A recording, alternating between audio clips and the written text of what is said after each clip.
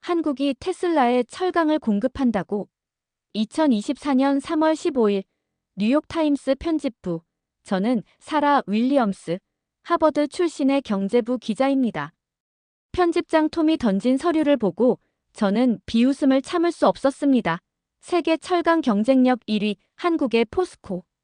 말도 안 돼. 철강은 미국이 200년간 지배해온 산업입니다. 카네기가 만든 철강 제국, US 스틸의 영광. 그런데 김치와 케이팝의 나라가 철강 1위라고. 톰, 이거 오타 아니에요? 중국이나 일본 기업 이름을 잘못 쓴 거죠? 톰이 마시던 커피잔을 내려놓으며 날카롭게 쏘아봤습니다. 사라. 일론 머스크가 직접 포스코 회장을 만나러 한국에 갔어. 테슬라와 하이퍼루프에 들어갈 특수 강판은 오직 포스코만 만들 수 있대. 당장 한국으로 가. 잠시만 소중한 시간 내주시어 좋아요와 구독 부탁드려요. 영상 제작에 큰 힘이 된답니다. 저는 여전히 믿을 수 없었습니다. 1인당 GDP 200달러의 거지 나라가 어떻게 50년 만에. 톰, 굳이 한국까지 가야 하나요? 그냥 전화 인터뷰로 때우면 안 될까요? 제 말에 톰은 안경을 벗고 저를 똑바로 쳐다봤습니다. 사라, 작년에 포스코가 테슬라의 특수 강판을 납품하기 시작했어. 일론 머스크가 직접 품질을 극찬했다고. 그리고 세계 철강 경쟁력 평가에서 15년 연속 1위야. 이게 무슨 의미인지 알아? 저는 어깨를 으쓱했습니다. 잘 만들기는 하나 보죠. 하지만 속으로는 여전히 의구심이 가득했습니다. 아시아의 작은 나라가 무슨 대단한 기술을 가지고 있을까? 아마도 일본이나 중국의 기술을 모방한 수준이겠지. 값싼 노동력으로 가격 경쟁력을 갖춘 정도가 아닐까? 출발 전날 밤, 저는 대충 포스코에 대해 검색해봤습니다. 1968년 설립, 연간 생산량 4,200만 톤, 매출 73조 원. 숫자는 꽤 인상적이었지만 그래도 별로 와닿지 않았습니다. 미국의 카네기가 100년 전에 이미 철강 제국을 건설했는데 이제 와서 한국이 뭐가 특별하다는 거죠? 14시간의 비행 끝에 인천공항에 도착했을 때는 새벽 5시였습니다. 피곤한 몸을 이끌고 입국장을 나왔는데 순간 제 눈을 의심했습니다. 새벽인데도 공항은 환하게 빛나고 있었고 모든 것이 너무나 깨끗하고 정돈되어 있었습니다. JFK 공항의 낡고 지저분한 모습과는 천지 차이였죠. 더 놀라운 건 입국 심사였습니다. 미국에서는 외국인이 입국할 때 1시간은 기본으로 기다려야 하는데 여기서는 10분 만에 모든 절차가 끝났습니다. 첨단 자동화 시스템과 친절한 직원들. 순간 이게 정말 아시아의 개발도상국이었던 나라가 맞나 하는 생각이 들었습니다. 공항 리무진 버스를 기다리면서 커피를 마시려고 카페에 들어갔는데 또 한 번 놀랐습니다. 새벽 5시 반인데 이미 많은 사람들이 출근 준비를 하고 있었고 모두가 스마트폰으로 뭔가를 열심히 보고 있었습니다. 나중에 안 사실이지만 한국은 세계에서 가장 빠른 오지 인터넷을 가진 나라였고 모든 것이 디지털화되어 있었습니다. 리무진 버스 기사님은 50대 중반으로 보이는 김성호 씨였습니다. 제가 뉴욕타임스 기자라고 하자 그는 자부심 가득한 표정으로 말했습니다. 아, 포스코 취재 오신 거군요. 좋은 기사 써주세요. 우리 아버지가 포스코 건설 현장에서 일하셨거든요. 그때는 정말 아무것도 없었는데 버스가 고속도로로 들어서자 김 기사님은 자랑스럽게 설명을 시작했습니다. 이 도로의 철강 구조물은 모두 포스코에서 만든 거예요. 40년 전만 해도 우리나라는 철 한 톤도 제대로 못 만들었는데 지금은 세계 최고 품질의 철강을 생산하죠. 보세요. 저 다리도, 저 건물의 철골도 다 포스코 제품이에요. 순간 제 귀를 의심했습니다. 40년 전에는 철 한 톤도 못 만들었다고. 그런데 지금은 세계 최고라고. 제가 아는 산업 발전의 상식으로는 이해가 안 되는 이야기였습니다. 미국은 200년, 독일과 일본도 100년 이상 걸려서 철강 산업을 일궜는데 한국은 단 40년 만에 서울역에 도착해서 포항으로 가는 KTX를 기다리는 동안 저는 역 구내를 둘러봤습니다. 뉴욕의 펜스테이션과는 비교도 안 되는 현대적인 시설, 완벽한 안내 시스템, 그리고 놀랍게도 역 안에 백화점과 쇼핑몰이 연결되어 있었습니다. KTX에 올라타자 또 한 번 놀랐습니다. 시속 300km로 달리는 이 열차는 프랑스의 TGV 기술을 도입했다가 이제는 독자 기술로 만든다고 합니다. 미국은 아직도 고속철도 하나 제대로 못 만들고 있는데 말이죠.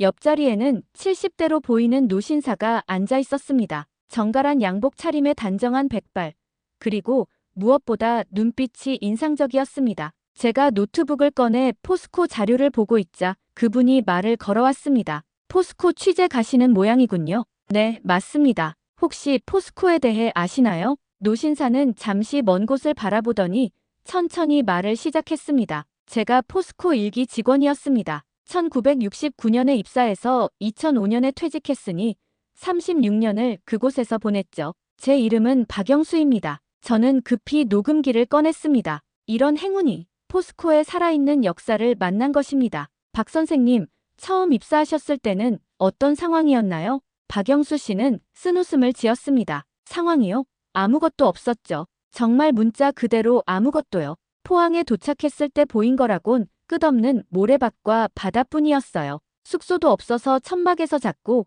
화장실도 없어서 바닷가에서 해결했죠. 식수도 부족해서 빗물을 받아 마셨습니다. 그런 환경에서 어떻게 일을 하셨나요? 일본에서 기술자들이 왔는데 그들도 황당해했어요. 이런 곳에서 제철소를 짓는다고 미쳤구나 하는 표정이었죠. 하지만 우리에게는 뭔가 다른 게 있었어요. 절박함이죠.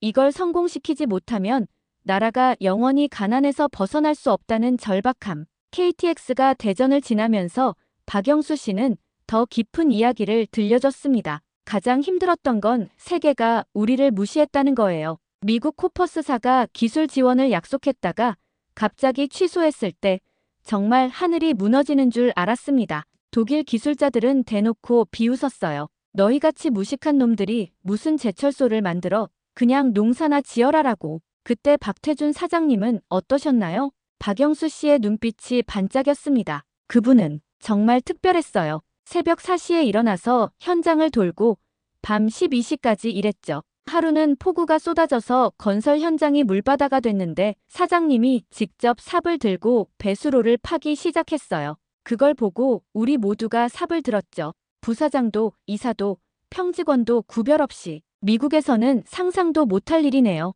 그게 한국과 미국의 차이 아닐까요? 당신네는 매뉴얼대로 정해진 시간에만 일하죠. 하지만 우리는 달랐어요. 회사가 곧 내 집이고 동료가 곧 가족이었으니까. 제철소 건설은 단순한 일이 아니라 나라를 구하는 전쟁이었습니다. 포항역에 도착하자 포스코 홍보팀 김민수 과장이 저를 맞이했습니다. 30대 후반으로 보이는 그는 유창한 영어로 저를 맞이했는데 나중에 들으니 서울대 재료공학과를 졸업하고 MIT에서 박사 학위를 받은 엘리트였습니다. 미국 같으면 월스트리트나 실리콘밸리로 갔을 인재가 제철소에서 일한다는 게 신기했습니다. 김 과장님은 왜 포스코를 선택하셨나요? 김 과장은 미소를 지었습니다. 미국 기업들도 제안을 했지만 저는 포스코를 선택했어요. 여기서는 제가 정말로 나라의 미래를 만드는 일을 할 수 있거든요. 월스트리트에서 돈놀이하는 것보다 훨씬 의미 있는 일이죠. 차를 타고 포스코로 가는 길, 저는 입을 다물 수가 없었습니다. 도시 전체가 하나의 거대한 철강 단지였습니다. 끝이 보이지 않는 공장들, 하늘을 찌를 듯한 굴뚝들, 그리고 쉴 새 없이 움직이는 화물차들. 피츠버그의 전성기 때도 이 정도는 아니었을 겁니다. 이 모든 게 정말 50년 만에 만들어진 건가요? 네, 정확히는 56년이죠. 1968년에 첫 삽을 뜨고 1973년에 첫 쇳물을 생산했으니까요. 당시 우리나라는 1인당 국민소득이 200달러도 안 되는 최빈국이었어요. 지금은 35,000달러를 넘었고 포스코는 세계 6위의 철강 회사가 됐죠. 저는 믿을 수 없었습니다. 미국이 200년에 걸쳐 이룬 산업화를 한국은 불과 50년 만에 따라잡았다는 건가요? 포스코 역사관에 들어서자 첫 번째로 보인 것은 거대한 흑백 사진이었습니다. 1968년 포항의 모습, 초가집과 비포장 도로, 맨발의 아이들, 리어카를 끄는 소. 정말로 미국의 1800년대 초반과 다를 바 없는 모습이었습니다. 해설사인 정미영 씨가 설명을 시작했습니다. 40대 초반의 그녀는 역사학을 전공하고 포스코 역사관에서 15년째 일하고 있다고 했습니다. 이 사진이 불과 56년 전의 한국입니다. 믿기 어려우시죠? 저희 할아버지 세대만 해도 하루 한 끼 먹기 어려웠어요. 철이요? 일제강점기에 일본이 세운 조그만 제철소 하나가 전부였죠. 제대로 가동되지 않았고요. 다음 전시실로 이동하자 1960년대 말의 문서들이 전시되어 있었습니다. 그 중에서도 제 눈길을 끈 것은 세계은행 IBRD 조사단의 보고서였습니다. 이게 그 유명한 자페니언 보고서예요. 1969년에 IBRD가 한국의 제철소 건설 가능성을 조사한 보고서인데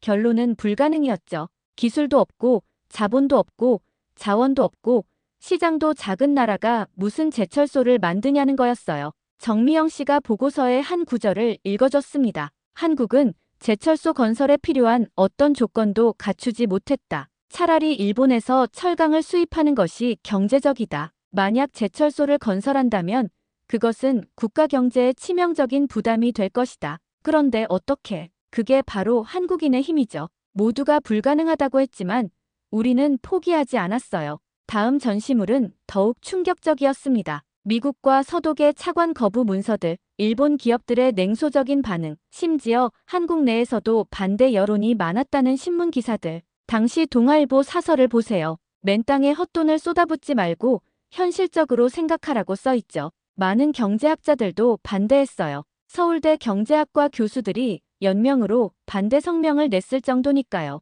다음 전시실은 박태준 초대 회장의 일대기를 다루고 있었습니다. 일본 와세다 대학 기계공학과를 졸업하고 육군 소장으로 예편한 후 대한중석 사장을 거쳐 포스코 창업을 주도한 인물. 그의 사진을 보니 강인한 인상의 군인 출신답게 카리스마가 느껴졌습니다. 박태준 회장님의 가장 유명한 일화가 하와이 에피소드예요. 1969년 초 미국 기업들이 모두 투자를 거절하자 그는 시리에 빠져 하와이로 갔죠. 코퍼스사 회장이 미안한 마음에 자기 별장을 빌려준 거였어요. 정미영 씨가 당시 상황을 생생하게 설명했습니다. 박 회장님은 와이키키 해변에서 며칠 동안 망망대해를 바라보며 고민했다고 해요. 어떻게 하면 자금을 조달할 수 있을까? 회사를 정리해야 하나? 이미 100명이 넘는 직원들을 어떻게 하나? 그러다가 갑자기 대일 청구권 자금이 떠올랐다는 거예요. 대일 청구권 자금이요? 네, 1965년 한일 국교 정상화 때 일본이 식민지배 보상으로 준 자금이에요. 총 5억 달러였는데 농림수산업 발전에만 쓰도록 용도가 정해져 있었죠. 박 회장님은 즉시 일본으로 날아가 일본 정부와 재계 인사들을 설득했어요. 전시된 사진 중에는 박태준이 일본 정재계 인사들과 만나는 모습이 있었습니다. 그 옆에는 당시 그가 쓴 메모가 전시되어 있었는데 조상의 피로 후손의 미래를 이라는 문구가 적혀 있었습니다. 특히 감동적인 일화가 있어요. 일본 통산상 오히라를 설득하는 게 가장 어려웠는데 우연히 포항 근처에 있는 대구 사범학교 이야기가 나왔대요. 오히라의 삼촌이 그 학교 교장이었다는 거예요. 그 인연으로 마음이 움직여 결국 동의했다고 합니다. 정말 드라마 같은 이야기네요. 현실이 드라마보다 더 드라마틱하죠. 1969년 12월 3일 마침내 한일 기본협약이 체결됐어요. 8년간의 노력 끝에 드디어 건설 자금을 확보한 거죠. 다음 전시 공간에는 로멜하우스라는 이름의 작은 목조 건물 모형이 있었습니다. 2층짜리 초라한 건물이었는데 이게 포스코의 첫 사무실이었다고 합니다. 왜 로멜하우스인가요? 2차 대전의 사막의 여우 로멜 장군 아시죠? 직원들이 이 건물을 보고 로멜 장군의 사막 지휘소 같다고 해서 붙인 이름이에요. 실제로 포항의 모래바람이 사하라 사막 못지않았거든요. 전시된 사진을 보니 정말 열악했습니다. 판자로 대충 지은 건물, 그 안에서 설계도를 그리는 젊은 엔지니어들. 놀라운 건 이들 대부분이 2030대였다는 것입니다. 더 놀라운 사실을 알려드릴까요? 당시 현장 직원 중에 실제로 제철소를 본 사람은 박태준 사장님을 포함해 단 2명뿐이었어요. 나머지는 사진으로만 봤죠. 한 직원분이 나중에 이런 표현을 쓰셨어요. 장님이 코끼리 만지며 조각하는 것 같았다고. 그런데 어떻게 성공할 수 있었나요? 배우려는 열정이었죠. 직원들을 일본 제철소에 보내 연수를 받게 했는데 일본 직원들이 가르쳐주지 않으니까 몰래 자를 들고 다니며 설비 크기를 재고 밤에 숙소에서 그림을 그렸대요. 심지어 일본 제철소 직원들이 버린 서류를 쓰레기통에서 주워와 공부했다고 합니다. 포스코 역사관을 나와 실제 공장으로 향했습니다. 가는 길에 김민수 과장이 들려준 건설 당시의 일화들은 정말 놀라웠습니다. 1970년 4월 1일 착공식 때 박정희 대통령이 오셨는데 사실 그때까지도 많은 사람들이 의구심을 가지고 있었어요. 심지어 대통령도 불안했던 것 같아요. 1968년 11월에 처음 현장을 방문했을 때 제철소가 지어지기는 하는 걸까? 라고 중얼거렸다는 일화가 있거든요. 대통령도 확신이 없었군요. 그때 박태준 사장님이 화를 내셨대요. 내가 여기서 24시간 일하고 있는데 그런 말씀을 하시면 어떡하냐고. 대통령도 미안했는지 조용히 돌아가셨다고 합니다. 차가 제1고로 앞에 도착했습니다. 지금은 가동을 멈추고 역사 기념물로 보존되어 있는 이 고로는 한국 근대화의 상징이었습니다. 1973년 6월 9일 오전 7시 30분 바로 여기서 첫 쇳물이 나왔습니다. 당시 현장에 있던 분들의 증언을 들으면 모두가 울었다고 해요. 환호성을 지르다가 목이 메어 제대로 소리도 못 냈다고 합니다. 고로 앞에는 당시를 재현한 동상이 있었습니다. 붉은 쇳물이 쏟아지는 것을 바라보는 사람들의 표정에는 감격과 환희가 가득했습니다. 공사 중에 정말 극적인 일들이 많았어요. 1971년 7월에는 열 연공장 공사가 3개월이나 지연됐는데 박태준 사장님이 건설 비상을 발령했죠. 24시간 3교대로 일하고 하루 콘크리트 타설량을 300입방미터에서 700입방미터로 늘렸어요. 인근의 모든 레미콘 트럭을 동원했죠. 미국이라면 노조가 반발했을 텐데 한국은 달랐어요. 모두가 하나가 되어 일했죠. 2개월 만에 3개월의 지연을 만회했을 때 일본 기술자들이 기적이라고 했어요. 밤새 콘크리트를 타설하고 새벽에 막걸리를 나눠 마시며 만세를 불렀다고 합니다. 다음 목적지는 파이넥스 공장이었습니다. 2007년에 준공된 이 공장은 포스코가 세계 최초로 개발한 혁신적인 제철 기술의 결정체였습니다. 공장에 들어서자 굉음과 함께 엄청난 열기가 느껴졌습니다. 현장 책임자인 정상훈 부장이 안전모와 보호장비를 건네주며 설명을 시작했습니다. 일반적인 고로 공법은 철광석을 소결하고 석탄을 코크스로 만드는 전처리 과정이 필요해요. 환경오염이 심하고 원가도 비싸죠. 하지만 파이넥스는 가루 상태의 철광석과 일반탄을 그대로 사용할 수 있어요. 환경 개선 효과는 물론이고 제조 원가를 15%나 낮출 수 있죠. 이 기술을 미국이나 유럽 기업들은 개발하지 못했나요? 정 부장의 표정에 자부심이 가득했습니다. 20년 넘게 연구개발에 매달렸어요. 실패를 거듭했죠. 유럽 기업들은 중간에 포기했고 일본 기업들은 시도조차 안 했어요. 하지만 우리는 포기하지 않았습니다. 1조 6천억 원을 투자했고 수많은 연구원들이 밤낮 없이 매달렸죠. 마침 용광로에서 쇳물을 뽑는 출선 작업이 시작되었습니다. 거대한 드릴 이 출선구를 뚫기 시작했는데 갑자기 작업이 멈췄습니다. 무슨 문제가 있나요? 가끔 이런 일이 생겨요. 출선구가 막힌 거죠. 지금 산소 렌스로 뚫어야 합니다. 작업자들이 산소 파이프를 들고 다가갔습니다. 2000도가 넘는 고열 작업이라 모두가 긴장한 표정이었습니다. 10분, 20분, 시간이 흐르자 정 부장의 표정도 굳어졌습니다. 이런 순간이 가장 긴장돼요. 한 번 막히면 큰 사고로 이어질 수 있거든요. 하지만 우리 직원들은 최고의 전문가들입니다. 반드시 해낼 거예요. 드디어 굉음과 함께 붉은 쇳물이 폭포처럼 쏟아져 나왔습니다. 450톤의 쇳물이 거대한 레이들에 담기는 장관을 보면서 저는 이것이 단순한 산업 현장이 아니라 한국의 도전 정신을 보여주는 무대라는 생각이 들었습니다. 점심시간이 되자 김민수 과장이 구내식당으로 안내했습니다. 수천 명이 동시에 식사할 수 있는 거대한 식당이었는데 입구에서부터 놀라운 광경을 목격했습니다. 양복을 입은 임원들과 작업복을 입은 현장 직원들이 같은 줄에 서서 기다리고 있었던 것입니다. 미국 기업들은 임원 전용 식당이 따로 있는데 포스코는 창립 때부터 한 가지 원칙이 있었어요. 모두가 같은 밥을 먹는다. 사장도 신입사원도 같은 식당에서 같은 메뉴를 먹죠.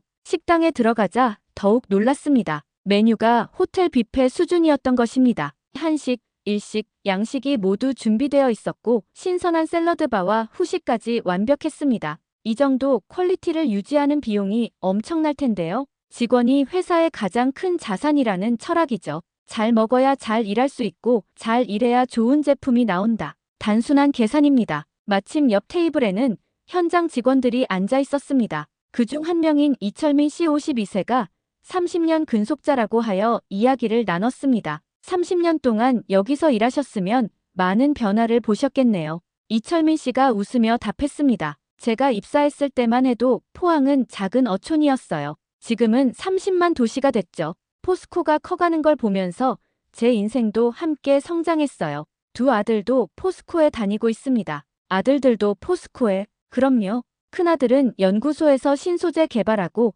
작은 아들은 해외 영업팀에 있어요. 우리 집안의 자랑이죠. 옆에 있던 젊은 직원 박성준 씨가 말을 보탰습니다. 저희 아버지도 포스코 출신이에요. 은퇴하신 지 5년 됐는데 아직도 포스코 이야기만 나오면 눈빛이 달라지세요. 그걸 보고 자란 저도 자연스럽게 포스코에 입사했죠. 미국에서는 제조업을 기피하는데 한국은 달라요. 좋은 대학 나와서 제조업에서 일하는 걸 자랑스럽게 생각하죠. 특히 포스코는 한국 산업의 척추 같은 곳이니까요. 식사 후 다시 역사관으로 돌아가 1997년 외환위기 당시의 기록을 보게 되었습니다. 이 부분에서 저는 정말로 충격을 받았습니다. 정미영 씨가 당시 상황을 설명했습니다. 1997년 11월 한국은 IMF에 구제금융을 신청했어요. 국가부도 위기였죠. 그때 포스코도 엄청난 위기에 빠졌습니다. 환율이 2배로 뛰면서 외화 부채가 눈덩이처럼 불어났거든요. 전시된 사진에는 직원들이 줄을 서서 무언가를 제출하는 모습이 있었습니다. 이게 뭔가요? 금 모으기 운동이에요. 포스코 직원들이 자발적으로 집에 있던 금반지, 금목걸이를 가져와서 회사에 기부한 거죠. 심지어 결혼 반지까지 뺏어낸 분들도 있었어요. 저는 믿을 수 없었습니다. 회사가 어려우니 직원들이 개인 재산을 기부한다고. 그뿐이 아니에요. 많은 직원들이 자발적으로 월급을 반납했어요. 임원들은 50%, 부장급은 30%, 일반 직원들도 10, 20%를 반납했죠. 회사를 살리기 위해서였어요. 미국이었다면 다들 이직을 준비했겠죠. 하지만 한국은 달랐어요. 오히려 위기 때 더 뭉쳤습니다. 그 결과 포스코는 IMF 위기를 가장 빨리 극복한 기업이 되었죠. 전시실 한쪽에는 당시 직원이 쓴 편지가 있었습니다. 사랑하는 아내에게 미안하오. 당신이 시집 올 때 받은 금가락지까지 회사에 냈소. 하지만 포스코가 살아야 우리도 살 수 있소. 이해해주오. 눈시울이 뜨거워졌습니다. 이런 희생정신이 있었기에 한국이 여기까지 올 수 있었구나 하는 생각이 들었습니다. 다음 전시 코너는 2000년 민영화 이후의 변화를 다루고 있었습니다. 정부 지분이 모두 매각되고 완전한 민간 기업이 된 포스코는 더욱 공격적인 경영을 시작했습니다. 민영화 직후인 2000년대 초반 중국의 경제 성장으로 철강 수요가 폭발적으로 증가했어요. 원자재 가격이 폭등했죠. 철광석은 80%, 석탄은 200% 올랐습니다. 원료를 100% 수입하는 포스코로서는 엄청난 위기였어요. 어떻게 대응했나요? 두 가지 전략을 썼죠. 첫째는 해외 자원 개발에 직접 나선 것이고 둘째는 기술 혁신으로 원가를 낮춘 거예요. 특히 파이넥스 같은 신기술 개발에 사활을 걸었죠. 2007년의 기록을 보면서 저는 또 한 번 놀랐습니다. 세계 최대 철강사인 아르셀로미탈이 포스코 인수를 시도했다는 내용이었습니다. 2007년 2월 아르셀로미탈의 고문인 롤랜드 융커가 포스코를 방문했어요. 표면적으로는 협력 방안을 논의하러 왔다고 했지만 실제로는 인수 가능성을 타진하러 온 거였죠. 아르셀로미탈이면 락시미 미탈이 만든 회사죠? 맞아요. 개인 재산만 45조 원이 넘는 인도 출신 철강왕이죠. 그는 30번이 넘는 M&A로 세계 최대 철강 회사를 만들었어요. 2006년에는 적대적 M&A로 아르셀로를 인수해서 전 세계를 놀라게 했죠. 당시 포스코의 대응이 흥미로웠습니다. 이구택 회장님이 직접 나서서 단호하게 거절했어요. 한국의 포스코를 M&A 한다는 것은 대한민국을 공격하는 것이다. 우리를 먹을 수는 있어도 소화는 절대 못한다고 했죠. 결과는요. 미탈도 포기했어요. 대신 전략적 제휴를 제안했고 지금은 서로 우호적인 관계를 유지하고 있죠. 하지만 그 사건은 포스코에게 큰 교훈을 줬어요. 세계화 시대에는 누구도 안전하지 않다는 것을요. 오후에는 포스코 기술연구원을 방문했습니다. 서울대, KAIST, 포항공대 출신의 박사들이 즐비한 이곳은 한국 철강 기술의 심장부였습니다. 안내를 맡은 이지현 MIT 재료공학 박사는 젊은 여성 과학자였습니다. 그녀가 보여준 첫 번째 연구 성과는 제 상식을 완전히 뒤집어 놓았습니다. 이게 테슬라 전기차에 들어가는 구동 모터용 전기 강판이에요. 두께가 0.15에 불과하지만 자력 손실이 세계에서 가장 적죠. 일론 머스크가 직접 와서 보고 감탄했어요. 미국 기업들도 못 만드나요? 이 박사가 자부심 가득한 표정으로 답했습니다. US 스틸도 독일 티센크루프도 이 수준은 못 만들어요. 특히 하이퍼루프용 특수 강판은 저희가 세계 유일이죠. 시속 1200km의 속도와 진공 상태를 견딜 수 있는 소재거든요. 다음으로 본 것은 수소환원제철 연구실이었습니다. 2050년 탄소 중립이 전 세계적 과제잖아요. 제철 과정에서 나오는 이산화탄소가 전체 산업 배출량의 7%나 되거든요. 저희는 석탄 대신 수소를 사용해서 이산화탄소 배출을 제로로 만드는 기술을 개발 중이에요. 진척 상황은요? 2030년 상용화가 목표예요. 유럽이나 일본보다 3년 정도 앞서 있죠. 작년에 파일럿 플랜트에서 첫 성공을 거뒀어요. 연구실을 둘러보니 젊은 연구원들이 열정적으로 일하고 있었습니다. 그중 한 명인 김재욱 연구원과 이야기를 나눴습니다. 왜 포스코를 선택하셨어요? 삼성이나 LG 같은 전자회사도 있잖아요. 철강이 모든 산업의 기초예요. 자동차도, 조선도, 건설도 다 철강이 있어야 가능하죠. 저는 기초를 튼튼히 하는 일이 더 의미 있다고 생각해요. 그리고 포스코는 연구원들에게 정말 파격적인 대우를 해줘요. 파격적이라면 박사 학위 받고 입사하면 초봉이 1억 원이 넘어요. 성과급은 별도고요. 실리콘밸리 못지않죠. 게다가 연구의 자유도도 높아요. 실패해도 책임 추궁하지 않고 오히려 도전 정신을 높이 평가해요. 다음 방문지는 최근에 구축된 스마트 팩토리였습니다. 여기서 저는 한국의 IT 기술력을 실감할 수 있었습니다. 컨트롤룸에 들어서자 거대한 스크린 수십 개가 벽면을 가득 채우고 있었습니다. 각 화면에는 실시간으로 공장의 모든 상황이 표시되고 있었습니다. 담당자인 최진수 팀장이 설명했습니다. AI가 24시간 모든 공정을 모니터링해요. 온도, 압력, 속도, 품질, 수만 개의 센서에서 들어오는 데이터를 실시간으로 분석하죠. 이상 징후가 감지되면 자동으로 조정하고 큰 문제가 예상되면 알람이 울려요. 이 시스템은 어디서 도입한 건가요? 100% 자체 개발이에요. 구글이나 아마존 기술 아니에요. 포스코 ICT와 함께 3년간 개발했죠. 특히 예측 정비 시스템은 세계 최고 수준이에요. 예측 정비요? 기계가 고장나기 전에 미리 알아내는 거예요. 진동, 소음, 온도 패턴을 분석해서 이 베어링은 일주일 후에 교체해야 한다고 예측하죠. 덕분에 예상치 못한 가동 중단이 90% 감소했어요. 화면 하나를 가리키며 최 팀장이 설명을 이어갔습니다. 저 그래프 보이시죠? 품질 예측 시스템이에요. 쇳물의 성분과 온도, 압연 조건을 입력하면 최종 제품의 품질을 99.8% 정확도로 예측해요. 불량품이 나오기 전에 미리 조정할 수 있죠. 미국 철강 회사들도 이런 시스템이 있나요? US 스틸이 작년에 저희 시스템을 보러 왔어요. 10년은 앞서 있다고 평가하더군요. 사실 미국 제조업이 쇠퇴한 이유 중 하나가 IT 투자 부족이에요. 단기 수익에만 신경 쓰다 보니 장기 투자를 못했죠. 다음 날 저는 KTX를 타고 광양으로 이동했습니다. 1987년 첫 가동을 시작한 광양제철소는 포항제철소보다 더 극적인 탄생 스토리를 가지고 있었습니다. 광양제철소 일열 연공장장인 임채식 씨가 저를 맞이했습니다. 고졸 출신으로 기능직에서 시작해 공장장까지 오른 입지전적 인물이었습니다. 광양제철소 건설은 포항보다 더 어려웠어요. 왜냐하면 바다를 메워서 만들어야 했거든요. 여의도 면적의 11배를 매립했어요. 당시 많은 전문가들이 불가능하다고 했죠. 임 공장장은 낡은 앨범을 꺼내 보여줬습니다. 공사 현장 사진들이었는데 정말 망망대해를 메우고 있는 모습이 보였습니다. 1984년부터 3년간 밤낮 없이 일했어요. 태풍이 오면 그동안 쌓은 둑이 무너져서 처음부터 다시 해야 했죠. 한 번은 태풍으로 크레인이 쓰러져서 5명이 다쳤는데 다음날 모두 붕대 감고 나와서 일했어요. 왜 그렇게까지? 당시 한국은 포항 하나로는 부족했어요. 자동차 산업이 커지고 조선업이 성장하면서 철강 수요가 폭발적으로 늘어났거든요. 광양제철소가 없으면 한국의 중화학공업 발전은 불가능했을 것입니다.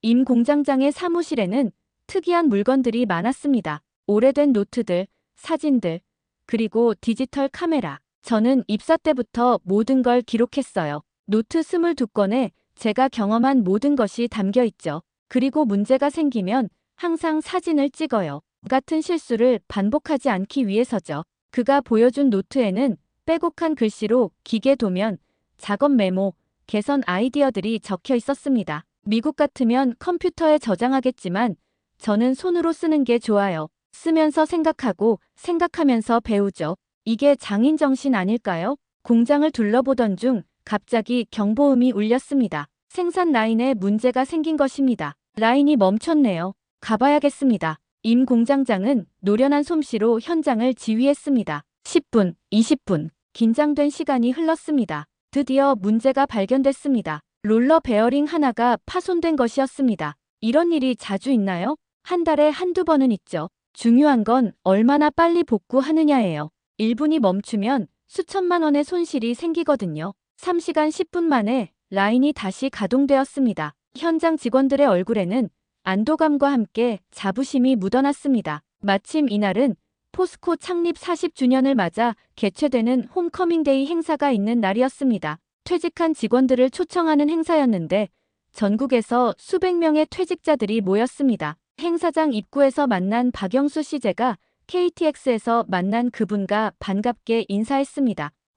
기자님도 오셨군요. 제 동기들 좀 만나보세요. 다들 포스코 전설들이에요. 그가 소개해준 사람들은 정말 역사의 증인들이었습니다. 일고로 첫 출선 때 현장에 있었던 사람, 광양제철소 바다 매립 공사를 지휘했던 사람, 파이넥스 개발에 참여했던 연구원, 특히 인상 깊었던 분은 정기영 씨였습니다. 그는 1970년 건설 현장에서 콘크리트 공으로 일했던 분이었습니다. 당시에는 레미콘 트럭이 부족해서 사람이 직접 시멘트를 날랐어요. 하루에 16시간씩 일했죠. 손이 시멘트에 다 헐어서 피가 났는데 그래도 쉴 수가 없었어요. 우리가 하루 쉬면 공기가 하루 늦어지니까요. 그렇게 힘든데도 왜? 정 씨의 눈가가 촉촉해졌습니다. 박태준 사장님이 직접 현장에 나와서 같이 시멘트를 나르셨어요. 그리고 말씀하셨죠. 여러분이 흘리는 땀방울 하나하나가 대한민국의 미래를 만드는 것이라고. 그 말을 듣고 우리는 더 열심히 일했어요.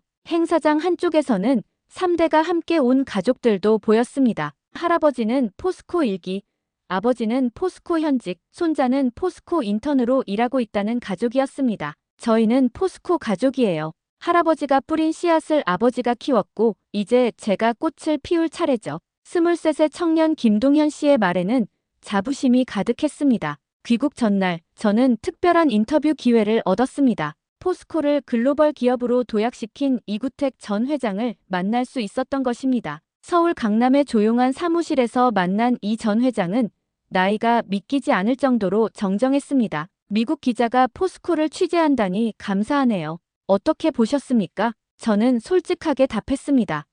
충격적이었습니다. 제가 가졌던 한국에 대한 모든 편견이 무너졌어요. 특히 불가능을 가능으로 만든 정신력에 감동했습니다. 이 전 회장이 온화하게 웃었습니다. 포스코의 성공 비결이 뭐냐고 많이들 물어요. 저는 항상 사람이라고 답합니다. 기술도 자본도 없었지만 사람은 있었어요. 하면 된다는 정신, 안 되면 되게 하라는 의지, 그리고 나보다 우리를 먼저 생각하는 공동체 정신이요. 미국과 가장 큰 차이가 뭘까요? 이 전 회장은 잠시 생각에 잠기더니 말을 이었습니다. 미국은 개인의 성공을 추구하죠. 그게 나쁘다는 건 아니에요. 하지만 한국은 다릅니다. 우리는 함께 성공하기를 원해요. 포스코가 잘 되면 한국이 잘 되고 한국이 잘 되면 내 자식들이 더 나은 삶을 살 수 있다고 믿었죠. 그런데 요즘 젊은 세대도 그런 정신을 가지고 있나요? 걱정하는 분들이 많아요. 하지만 저는 봤습니다. 파이넥스 개발할 때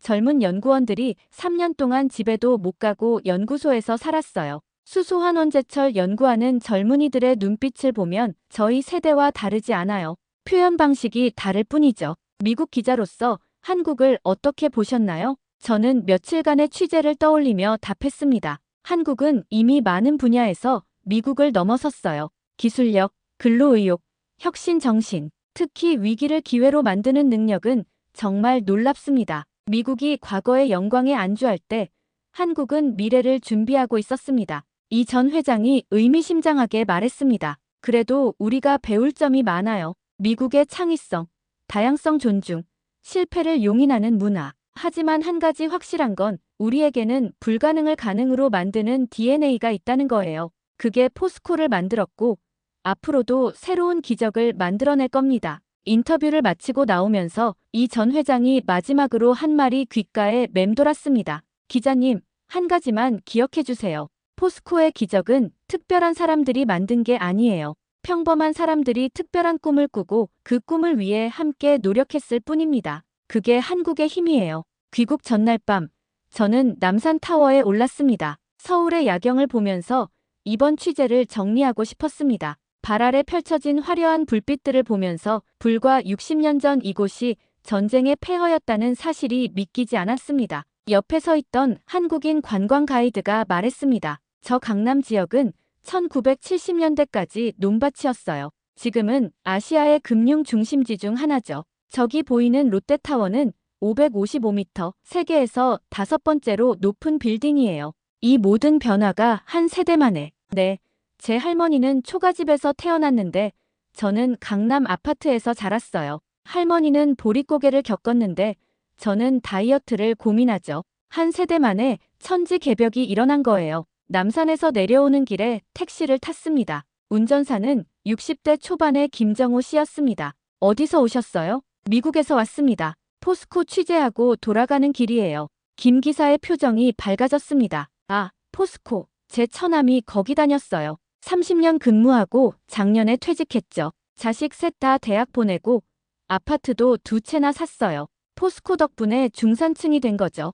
한국의 발전 비결이 뭐라고 생각하세요? 김 기사는 잠시 생각하더니 답했습니다. 교육이죠. 제 아버지는 문맹이었어요. 하지만 자식들은 꼭 공부시키려고 했죠. 저는 고등학교밖에 못 나왔지만 제 아들은 서울대 나와서 삼성에 다녀요. 딸은 의사고요. 우리 세대가 이를 악물고 일한 건 자식들에게 더 나은 삶을 주기 위해서였어요. 미국은 요즘 제조업이 쇠퇴하고 있는데 미국이 실수한 거예요. 금융으로만 먹고 살 수 있다고 생각한 거죠. 하지만 진짜 부는 무언가를 만들어낼 때 생기는 거예요. 한국이 잘 사는 이유는 여전히 물건을 만들고 있기 때문이에요. 반도체, 자동차, 철강, 조선. 이게 진짜 경쟁력이죠. 다음 날 아침, 인천공항으로 가는 리무진 버스 안에서 저는 노트북을 켰습니다. 일주일간의 취재 내용을 정리하기 시작했습니다. 기사를 쓰면서 계속 떠오르는 것은 포스코 직원들의 얼굴이었습니다.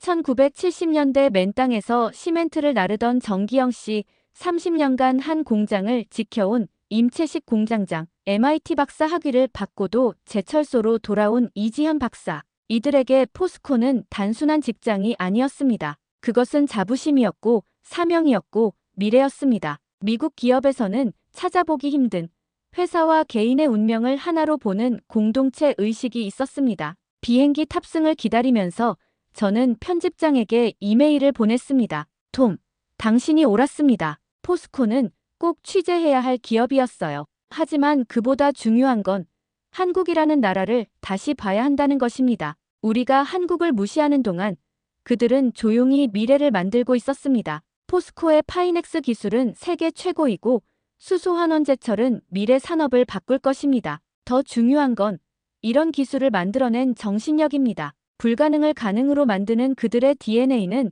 계속해서 새로운 기적을 만들어낼 것입니다. 미국은 이제 겸손해져야 합니다. 그리고 한국에서 배워야 합니다. 어떻게 위기를 기회로 만드는지, 어떻게 함께 꿈꾸고 함께 성취하는지, 어떻게 미래를 준비하는지를 말입니다. 태평양 상공을 날아가는 13시간 동안 저는 계속 이번 취재를 되새김질했습니다. 처음 한국에 대해 가졌던 편견이 얼마나 어리석었는지, 미국의 오만함이 얼마나 위험한지를 깨달았습니다. 우리가 메이드 인 USA의 영광에 취해 있을 때 한국은 메이드 인 코리어를 세계 최고 품질의 상징으로 만들고 있었습니다. 특히 인상 깊었던 것은 한국인들의 미래 지향적 사고였습니다. 미국 기업들이 분기 실적에 연연할 때 포스코는 30년 후를 내다보고 수소환원제철에 투자하고 있었습니다. 미국 청년들이 월스트리트의 돈놀이에 몰려들 때 한국 청년들은 MIT와 스탠퍼드에서 박사학위를 받고 제철소로 돌아가고 있었습니다. 무엇보다 감동적이었던 것은